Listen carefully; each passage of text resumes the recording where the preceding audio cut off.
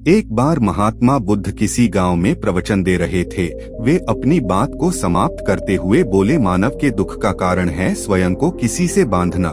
जहाँ भी मोह होता है, बंधन होता है, वहाँ दुख स्वयं ही उत्पन्न हो जाता है। अपने बंधनों को जानें और उनसे बाहर निकलने का प्रयास करें। इसके बाद उन्होंने सभी लोगों को आशीर्वाद दिया और फिर अपने आश्रम को लौट गए।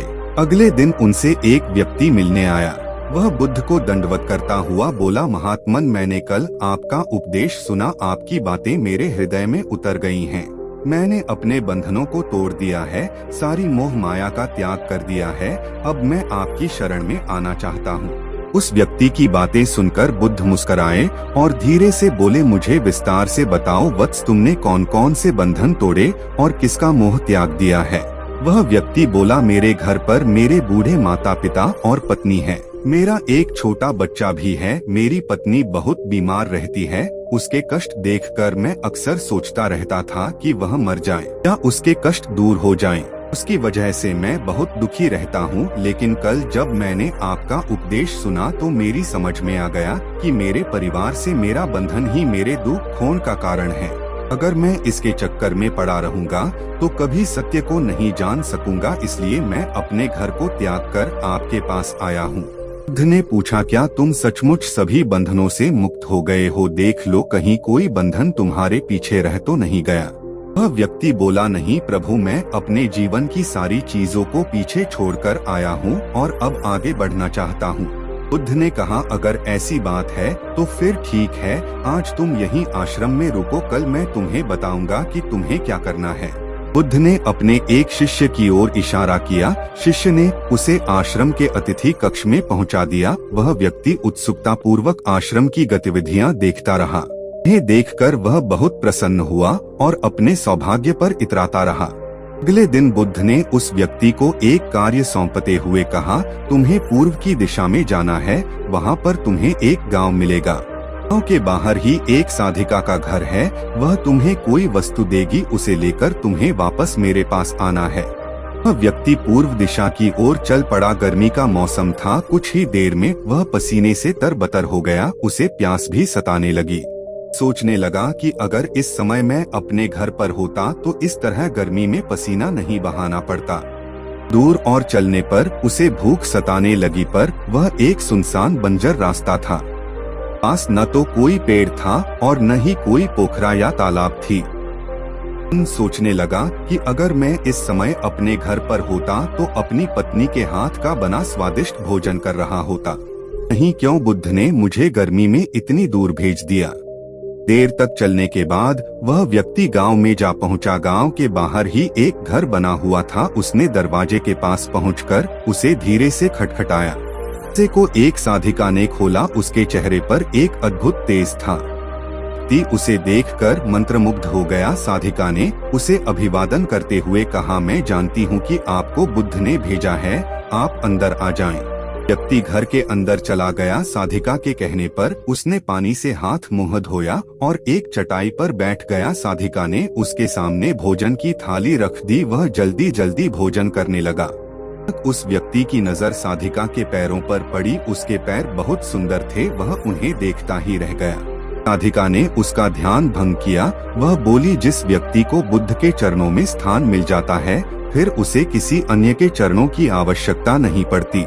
की बात सुनकर वह व्यक्ति लज्जित हो गया और नजरें नीची करके चुपचाप भोजन करने लगा। भोजन करने के बाद साधिका ने कहा, आप बहुत दूर से आए हैं, गए होंगे, यहीं चटाई पर लेट जाएं, मैं पंखा कर दूंगी। व्यक्ति बहुत थका हुआ था। वह चटाई पर लेट गया और अपनी आंखें बंद कर ली। साधिका उसे पंखा करने लगी। लेटने के बाद भी उस व्यक्ति को चैन नहीं आया। उसने धीरे से अपनी पलकों को खोला और चोर नजरों से साधिका को देखने लगा।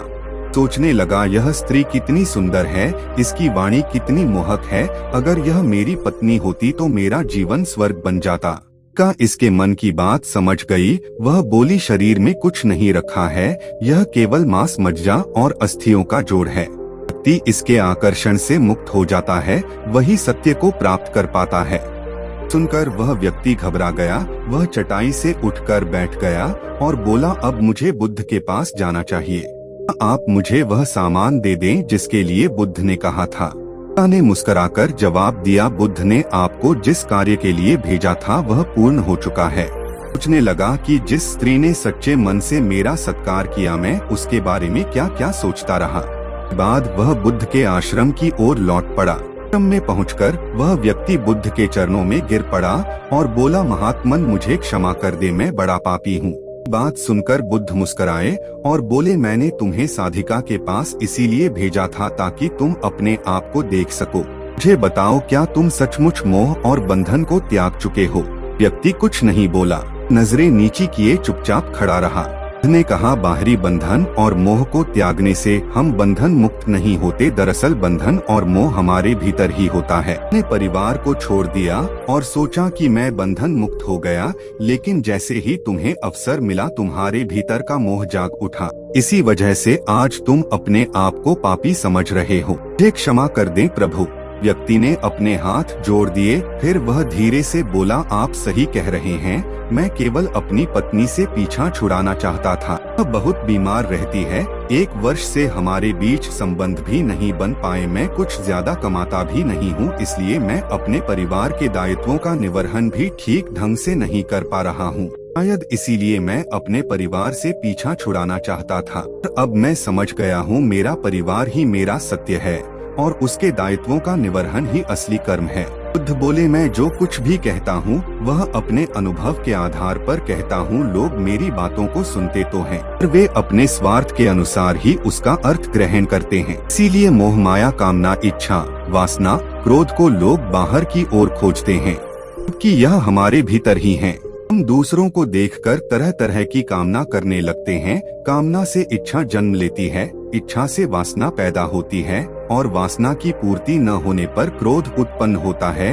यह सब एक दूसरे से जुड़े हुए हैं। क्रोध के लिए हम सदैव दूसरे को जिम्मेदार ठहराते हैं, जबकि क्रोध का स्रोत हमारे भीतर है। तुम चाहोगे तो क्रोध आएगा, तुम चाहोगे तो क्रोध नहीं आएगा। इसी तरह बंधन बाहर नहीं होते, हमारे मन में होते हैं।